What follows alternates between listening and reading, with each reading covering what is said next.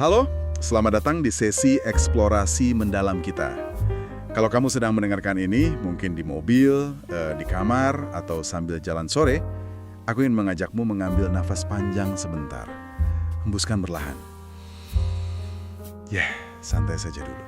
Betul, jatuh cinta itu tanpa diragukan lagi ya, adalah salah satu pengalaman manusia yang paling indah, paling ajaib, dan paling mendalam. Rasanya kayak dunia tiba-tiba punya warna baru dan kamu merasa menemukan tempat berpulang. Tapi di balik keindahan dan euforia itu, kadang ada satu risiko yang datang mengendap-endap. Risiko yang sering banget kita abaikan ya. Sangat jarang kita sadari sampai semuanya terasa terlampau menyesakan. Risiko kehilangan diri kita sendiri. Dan kehilangan diri ini bukan sekedar kiasan puitis yang sering kita dengar di lagu-lagu patah hati ya. Ini tuh fenomena psikologis yang sangat nyata. Semuanya berakar dari cara kita merespon rasa takut dan kebutuhan akan keakraban. Nah, itulah misi kita hari ini. Kita punya satu dokumen luar biasa yang merangkum berbagai observasi psikologis, jurnal, dan catatan klinis. Judulnya, Kenapa Kita Mudah Kehilangan Diri Sendiri Saat Mencintai Orang Lain? Tujuannya satu, kita nggak ada di sini untuk menghakimi masa lalu asmara siapapun. Sama sekali nggak ada penghakiman di sini. Iya, kita nggak akan menyalahkan caramu mencintai, karena setiap orang kan punya perjalanan emosionalnya masing-masing ya. Kita di sini murni untuk membekali kamu dengan pemahaman gimana sih caranya mencintai seseorang dengan sepenuh hati, memberikan ruang bagi mereka tanpa harus menghapus siapa diri kamu sebenarnya. Sebuah pertanyaan yang sangat penting untuk kita jawab hari ini. Oke, mari kita urai perlahan. Kalau aku baca dari catatan kita, fenomena kehilangan identitas ini seringkali bermula dari satu kata yang belakangan ini sangat populer, kodependensi. Sepertinya kita perlu membedah ini dulu ya, agar tidak ada salah kaprah. Yang sangat menarik di sini adalah kita perlu mendefinisikan ulang apa itu kodependensi di kepala kita. Banyak dari kita mengira kodependensi itu tentang orang lain. Kita membayangkan pasangan yang bermasalah, dan kita yang terus menempel pada mereka bak pahlawan kesiangan. Iya, kayak kita yang selalu harus nyelamatin mereka gitu kan? Tepat. Padahal kalau kita merujuk pada buku klasik dari Melody Beattie tahun 1986 tentang topik ini, inti dari kodependensi itu justru tentang diri kita sendiri. Wah, gimana maksudnya itu? Ini adalah kondisi di mana kita membiarkan perilaku orang lain mengendalikan emosi kita sedemikian rupa. Dan sebagai mekanisme pertahanan, kita jadi terobsesi untuk mengendalikan perilaku mereka agar kita merasa aman. Berarti fokusnya bergeser ya? Bukan lagi sibuk menunjuk kayak dia begini, dia begitu. Tapi lebih ke refleksi internal. Kenapa aku membiarkan suasana hatiku hancur lebur hanya karena dia sedang diam? Pendekatan yang sangat tepat.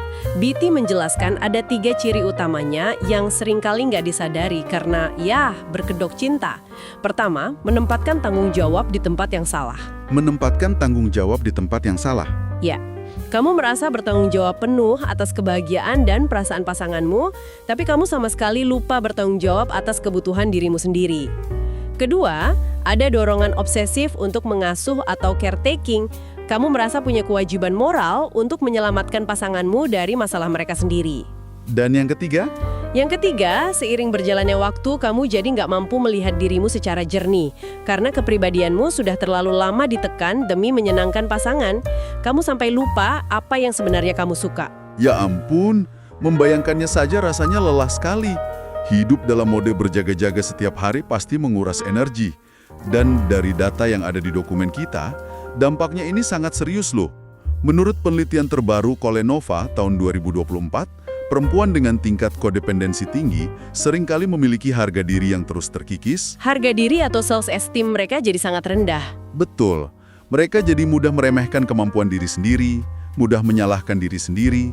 Ujung-ujungnya, mereka menggunakan mekanisme pertahanan diri yang kurang sehat. Ada yang melakukan represi, alias memendam perasaan dalam-dalam sambil tersenyum. Atau regresi, di mana tanpa sadar mereka merespons masalah dengan cara kekanak-kanakan. Seperti mendiamkan pasangan berhari-hari karena bingung mengutarakan kekecewaan ya. Iya, persis. Pola ini lahir dari stres emosional yang berkepanjangan.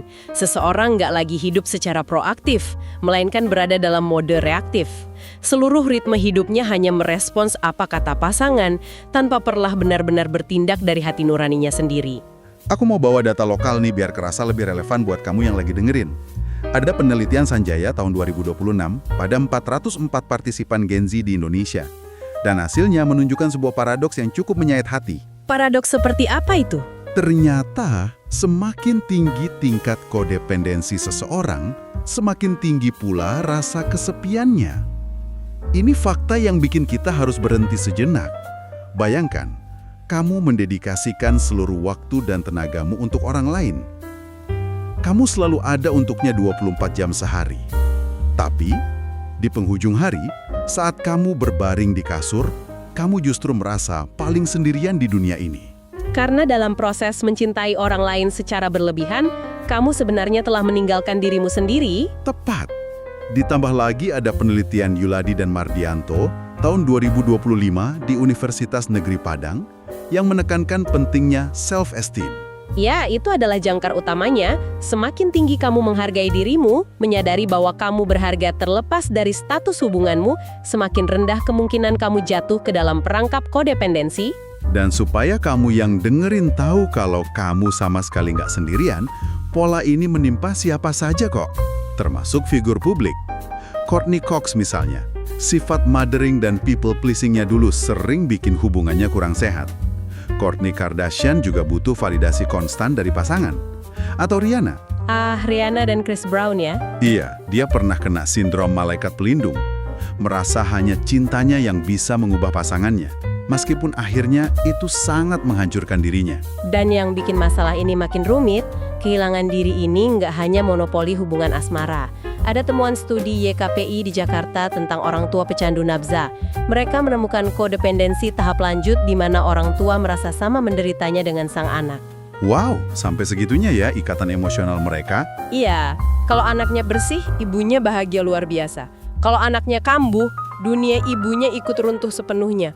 Emosi mereka sepenuhnya tersandra.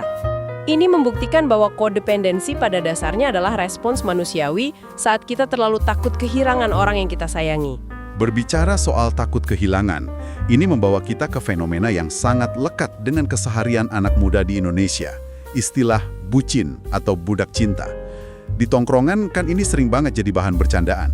Teman yang hilang dari grup WhatsApp, yang diajak main selalu nolak dengan alasan, harus nemenin pacar. Biasanya langsung diledek ya. Wah, si A lagi bucin banget nih. Betul, dunia milik berdua katanya. Kita tertawa melihatnya.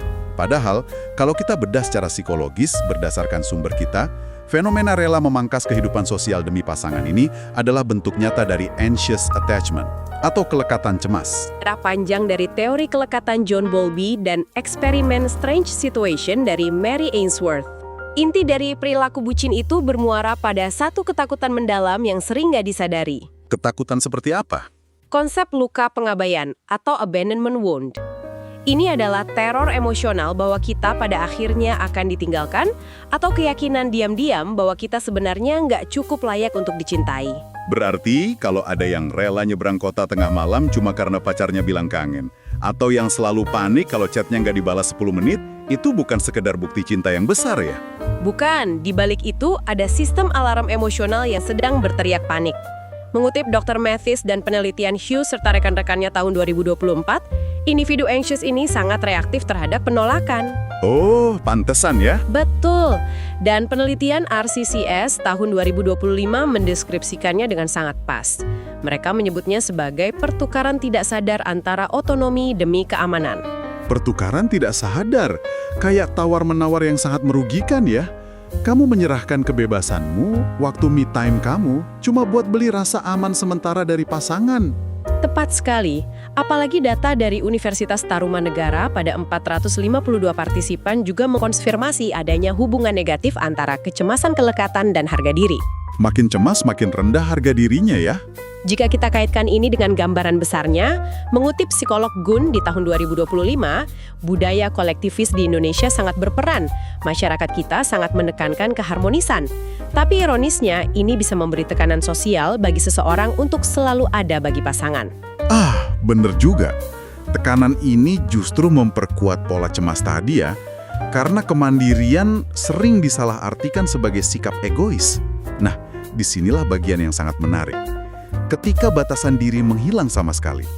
Di dalam dokumen kita, ada dua konsep yang sering tertukar. identity fusion, dan enmeshment.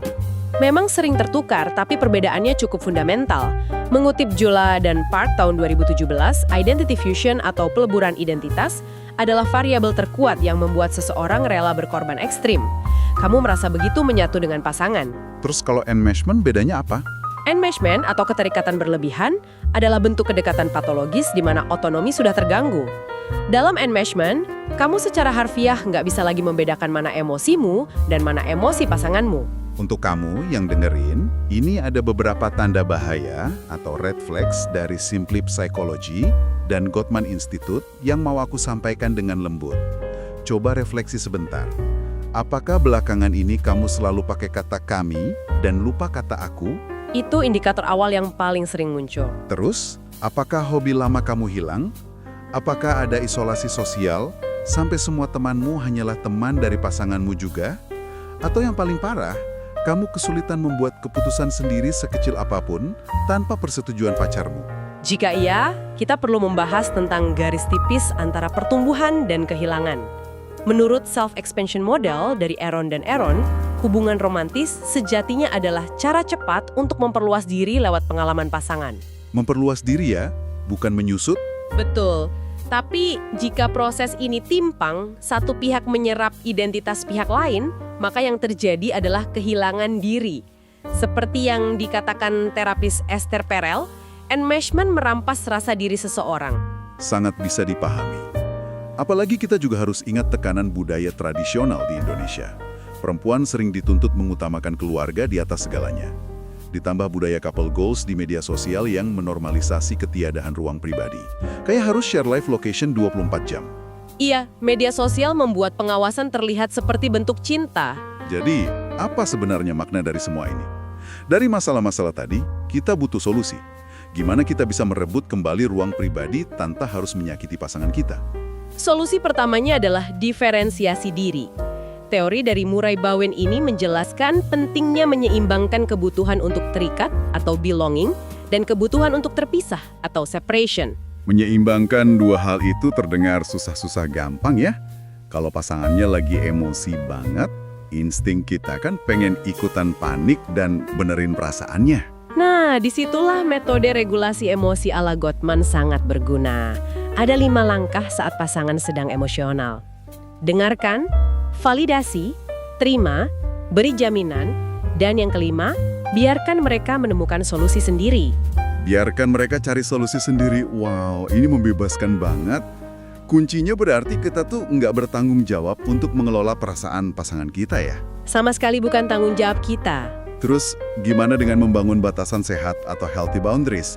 Kadang ada yang merasa kalau bikin batasan tuh rasanya kayak ngebangun tembok tebel. Kita bisa melihat jenis-jenis batasan seperti batasan waktu, emosional, dan komunikasi. Menurut Rise Indo, ada 3 kategori batasan: kaku, lemah, dan fleksibel. Kaku itu yang benar-benar menutup diri, ya. Kalau lemah itu yang terjadi di enmeshment tadi. Jadi, yang kita tuju itu batasan yang fleksibel, ya. Sangat benar. Batasan fleksibel adalah yang paling ideal. Kamu tahu kapan harus membuka pintu untuk pasangan, tapi kamu juga punya kunci untuk menutupnya saat kamu butuh waktu sendiri. Langkah pemulihan praktisnya gimana dari catatan kita? Janet Park dan beberapa ahli lainnya menyarankan ini. Lakukan journaling untuk refleksi kapasitas diri, sadari polanya, lalu perlahan bangun kembali hobi lama kamu. Terapkan satu saja batasan kecil setiap minggu. Dan jangan ragu buat cari bantuan profesional ya, kayak terapi CBT atau ACT kalau memang diperlukan. Nggak ada yang salah dengan meminta bantuan ahli. Ruang pribadi itu, seperti kata Dr. Laura Markham, bukanlah tanda menjauh. Justru ruang pribadi itu sangat esensial. Esensial untuk mencegah perasaan tercekik. Dan malah, ruang pribadi ini justru membawa perspektif baru dan energi segar ke dalam hubungan kita. Betul sekali. Hubungan butuh oksigen untuk bisa bertahan lama. Oke, sebagai kesimpulan dari diskusi kita, kehilangan diri dalam hubungan bukanlah bukti dari cinta yang mati-matian. Melainkan itu sinyal adanya pola psikologis seperti kodependensi, kelekatan cemas, atau enmeshment yang butuh pelukan dan perhatian dari diri kita sendiri. Setuju. Saya mau menutup dengan filosofi dari Esther Perel. Kunci hubungan yang sehat adalah kemampuan untuk menjadi 2 orang yang utuh, yang memilih untuk bersama. bukan dua setengah orang yang tidak bisa berfungsi tanpa satu sama lain. Cinta sejati harusnya memperkaya, bukan mengikis identitas. Pesan yang sangat indah. Ini memunculkan satu pertanyaan penting. Jika selama ini kita dibesarkan oleh dongeng-dongeng dan film romantis yang mengagungkan pengorbanan identitas sebagai bentuk cinta sejati, bagaimana caranya kita, generasi hari ini, mulai menulis ulang narasi romansa tersebut untuk generasi anak-anak kita kelak, tanpa menghilangkan keajaiban dari cinta itu sendiri. Selamat merenung, dan sampai jumpa di diskusi mendalam kita selanjutnya.